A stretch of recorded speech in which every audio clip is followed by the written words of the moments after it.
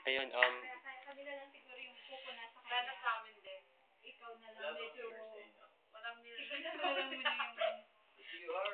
ayun, hindi ako tuyo kasi. Kasi, galing ako nun, di ba? Nag-usap sila, ewan ko ba't, si Melly nag-work ako, umiiyak. Sabi, willing naman daw ni Ken mag-reconcile, may pag-reconcile. So, sa'yo na yun, Kenny. Siguro patansin ito maya-maya, no? Ewan ko. Siguro day time.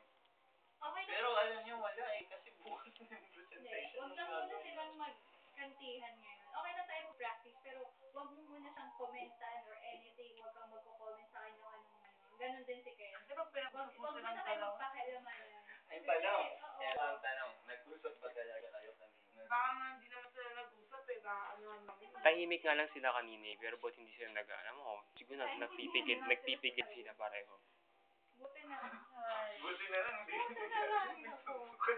Ewan ko nga eh, parang ang labo eh, di ba? I can't imagine talaga.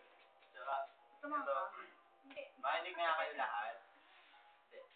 Alam mo naman yung sinuturo ni Ken, taekwondo ba? Alam mo, Laban. Ang bira yun. nipis ng katawan mo, hindi parang, huwag na, kahit tulungan pa kita, ano? Ako, pero ni Ken, tinulong na ako nung kanina. Sorry. Ken.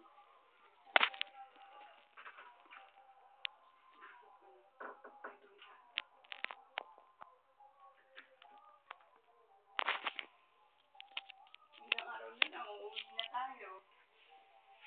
Galing ka ng dating lang. Diba?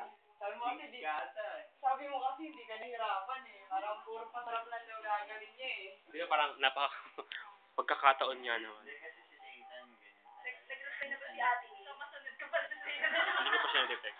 Naghahanap kung yung ministry, okay, pero sa team niya titirahin yung bawat isa. Yeah, correct. Yun,